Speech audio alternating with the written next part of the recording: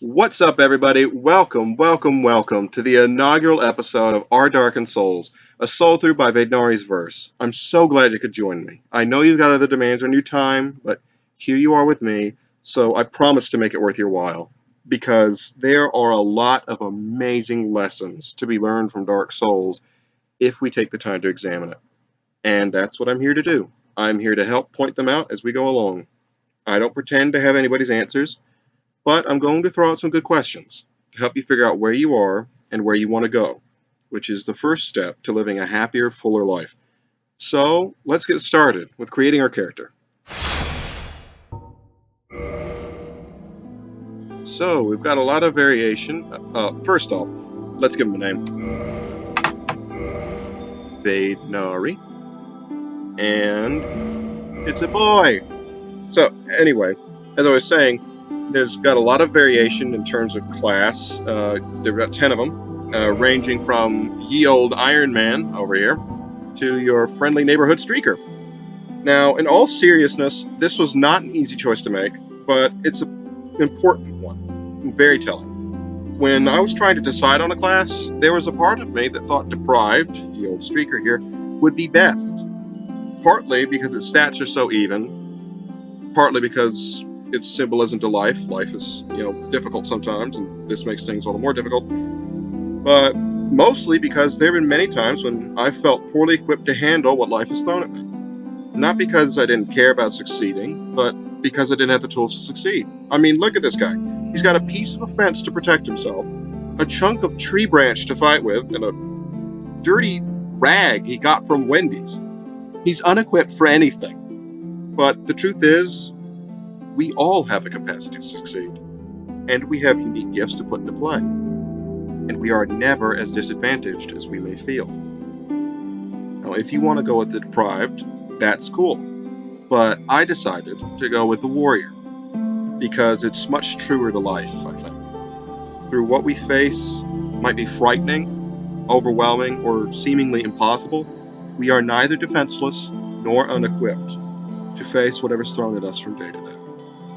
Of course, there's nothing wrong at all with starting as any of the other classes. I can guess her focusing on magic as a sorcerer, or throwing fire as a pyromancer, or miracle hurling as a cleric could be a whole lot of fun. And if I hadn't picked warrior for the Soulthrough, I likely would have gone with knight, if only on principle. Now, before I say anything else, I'd like to note that this is not a totally blind run. But that was mostly to figure out how the buttons work for the PC and not be completely unbearable to watch. So, I've gotten to Anne Orlando, and after that, I'm kind of blank. I know what I need to do in terms of, whose souls I need, etc., the big bads, the bosses, but otherwise I'm pretty much blank. And to be fair, I actually tried to start a character on Deprived, and he was like absurdly fast. But while I can make the note that life doesn't allow us to be fast all the time, or that things from the past might weigh us down, mostly the reason I didn't go with it, besides what I've already mentioned, is we start out very zombie-like, very hollowed, as those new to the series will learn. And I'll just leave you with the notice of something like this guy as a zombie, it's basically a zombie in a leather thong, would and does require bleach to unsee. Now, with that out of the way, and saying no more on that subject, I'd like to note that just because we're starting with a warrior now, doesn't mean we won't be using magic or miracles or pyromancy in the future. We will. In part because that's my playstyle, but in part because of an important point I hope to make, which is that the way we start things does not define how we end them. Just because a person dies 100 times in Dark Souls doesn't mean that person is bad at the game. Just like no matter how many times we mess up in life, it doesn't make any of us failures. If you're on the right path or doing the right thing for your life, you only fail if you quit. Now, with that said, let's move on. So, next we get to choose our gift. And I hope you don't mind if I pick the vaguest of them all, the Old Witch's Ring. Now, I'm not going to go into detail about what gift does what. We're likely going to find all these at some point during the Soulthrough, and if you're not new to the game, you know what they do. And though there are a few items I'd love to put, some humanity towards finding, like twin humanities, that's 2 of them. Because one of the many functions of humanity, which I can discuss only vaguely at this point, is to help increase the likelihood an enemy will drop an item we can use. In my case, a special sword. The thing is, each of us comes to this life with a plethora of gifts. Not just one special gift, but a bunch. But that doesn't mean we appreciate or even understand them all. And to some, what is truly a gift might even seem more like a curse, something you'd want to change or be rid of. As I said earlier, having a sense of where you want to be, what direction you want to head, is the first step towards a better and happier life. But to know what makes us happiest, where we want to head, we have to get to know ourselves better. And really think about what makes us special. I'll go into more detail with that later on, self-awareness. But for now, I don't really know what the old witch's ring does, but we're going to find out together. Just like I hope we can take a look at ourselves with the same eye we might look at the value of a new character, as something to work upon with passion, to get excited about. Now, I hope you don't mind, but with that out of the way, I'm kind of eager to move on to the gameplay, and even if I knew how, I wouldn't skip any of the cutscenes, because all of them are awesome and important. Nor am I going to talk over this one. So, with this in line, I'm going to go with Dubious Kareem, because I'm going to break the streak of everyone from Kareem being a jerk. Semi-long hair, because it's the closest to spiked I can get, because I like anime and I'm not ashamed. Silver, because white was apparently not an option. So, with all that out of the way, you can go ahead and prop your feet up for a bit. Listen to part of what makes Dark Souls such an incredible series, its mantle deep story. So, with that out of the way, let's kick back for a second, watch our tale begin to unfold. Here we go.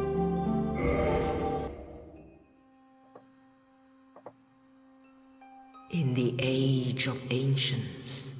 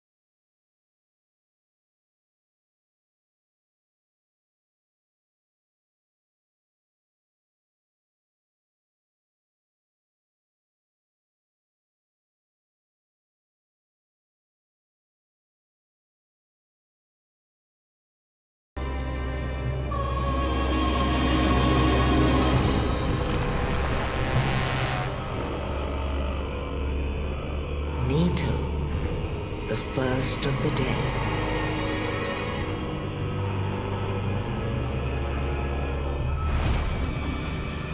The Witch of Izalith and her daughters of Chaos. Gwyn, the Lord of Sunlight, and his faithful knights. And the furtive pygmy, so easily forgotten.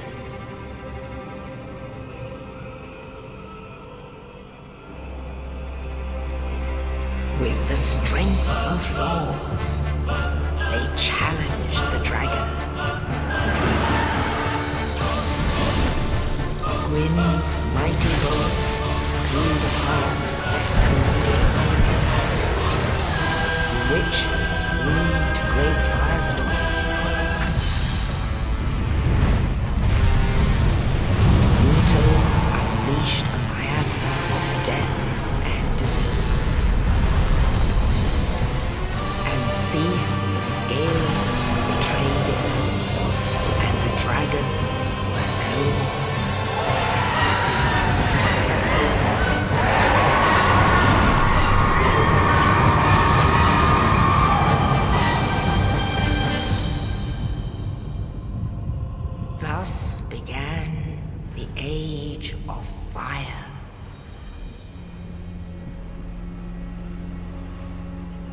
But soon the flames will fade, and only dark will remain.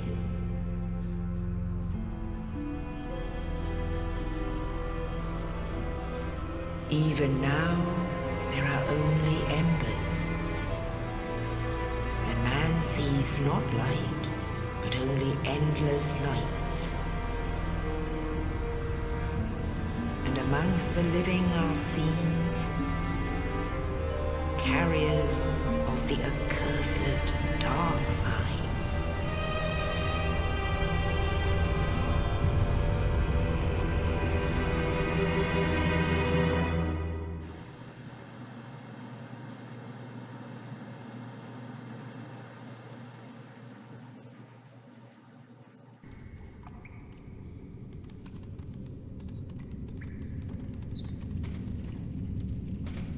Yes, indeed.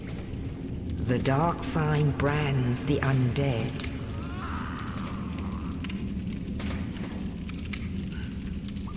And in this land, the undead are corralled and led to the north.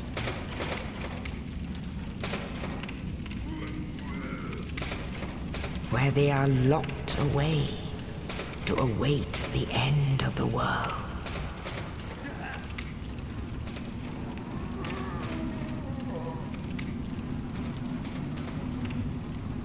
This is your fate.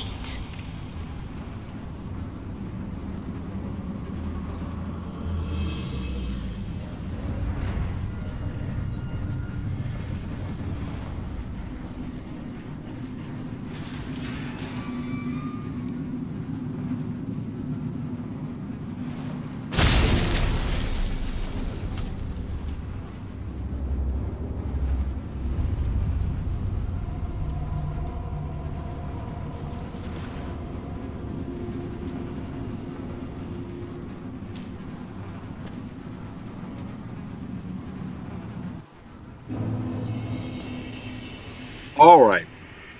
First off, what an intro, am I right? This is just classic FromSoft. Just showing us a world so epic and deep, and yet so vaguely that we have to learn more. Sets such a killer tone.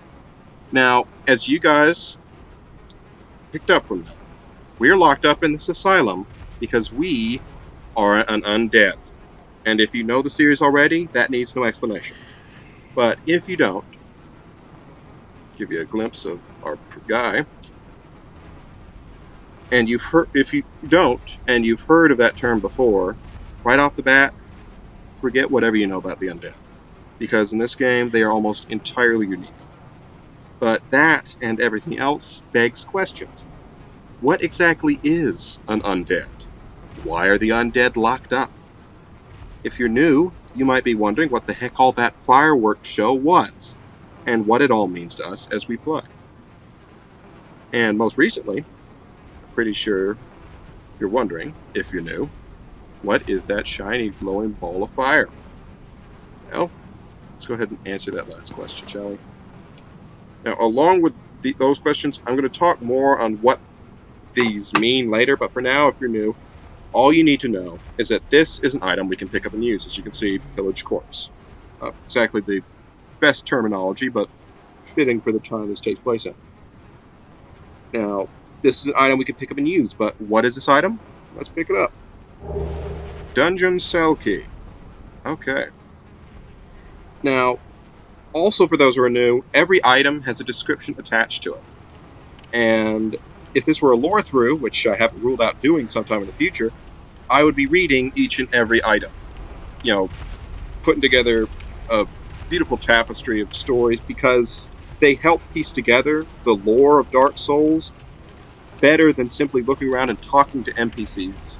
NPCs being non-player characters could. But for now, I'm only going to read what might be useful to our own stories, which I have a feeling this will. So let's go ahead and pick that up. We'll be talking about those two things soon enough. Dungeon cell key. Opens dungeon of an undead asylum in the north.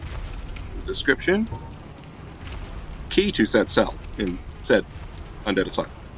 A mysterious night, without saying a word, shoved a corpse down into the cell, and on its person was this key. Who was this knight? And what was his purpose? There may be no answers, but one must still forge ahead. Well, isn't that pertinent? We've got a lot of questions so far, but almost no answers. And it feels like that in life sometimes, doesn't it? Like we don't know where we're going, or how to get there, why we're here, and even where we would like to be, who we would like to become. Well, here's my 2 cents. We may not know the answers yet, but no one found anything by staying put in a shut box, did they? I think we've all been here before, like our character. We felt locked up, trapped, or still do in some way or another. And maybe we thought or believe that life is just the way it is, and that if other people can change their lives or follow their dreams, we just don't have what it takes to do that ourselves. Well, here's the truth. Our own dungeon cell key. We are given everything we need to succeed in life. We have that in us, regardless of where we come from or what we've been through. And I'll go more detail about that later. If we want, we can change our lives. And after that, we can change the world. And the first great step is that I think we've been eager to do that in the past in some way, shape, or form, and that's half our foot out the door. We still have those questions from before, in both the game and in life, and probably a new one. Are we able to leave this place, this cell we're in, real or figurative, to find out more about ourselves and how to thrive in the world around us? And there are other questions which will be answered soon. The same questions the key's description asked. Who was that knight who dropped that first key? And what was his purpose for doing it? These are soon to come, as I think is their real-world connection, but for now, there's another question that begs asking, one that's more important than those, and as important as why we feel locked up sometimes, or who might play the role of that knight in our lives. Why is it so hard to change? What makes it so hard to pursue a dream or break a bad habit?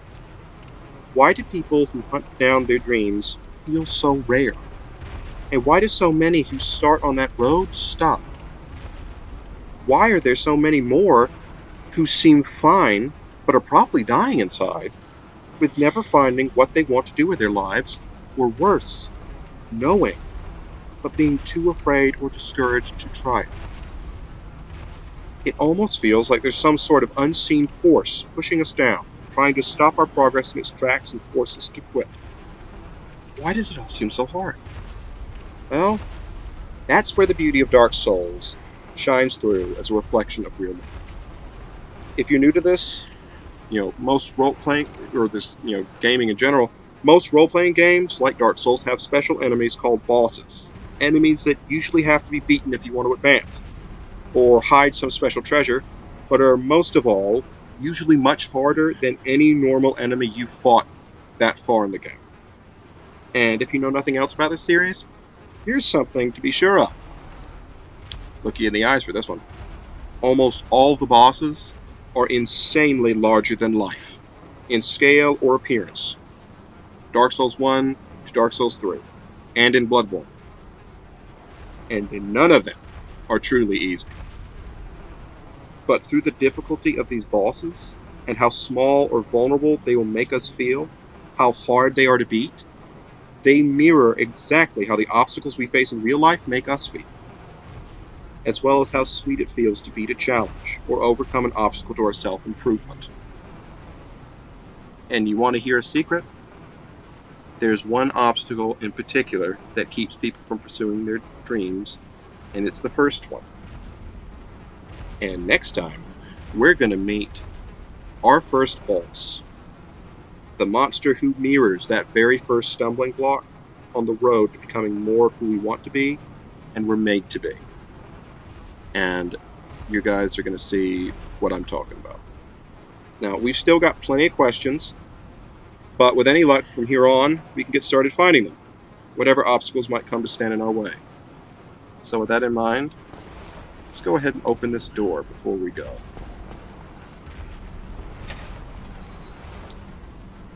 Now, I know this episode didn't have a lot of action, but the good news is that the next one is only a click away and is much more action-packed. And also that if you're here right now, we've already covered some good, solid truths together. We know that we are made for more, and that we're stronger and better equipped to face life than we probably ever thought we could be. We know that we've been given great gifts, many more than we might think, and maybe even a few we don't even like or understand yet. And we know that we need to move forward. But how we do, and what we'll have to do to move forward, and start conquering the obstacles that have slowed so many other people down, is a question to answer for next time. So until then, I'll leave you with 3 questions to ponder, more than all of these others. What do you think we could have in common with the undead? What do you think rest really means? And how can it be important? And why do you think so many tries to change for the better or follow one's dreams end before they even start? Now, with those posed, I think we're ready to move on to the next episode. Thank you so much for starting on this epic journey with me. I so look forward to what lies on the horizon, and I hope you do too. I'm Hiram, and this has been episode 1 of Our Darkened Souls, a soul through of Dark Souls by Vaidnari's Verse. Until next time, peace be with you.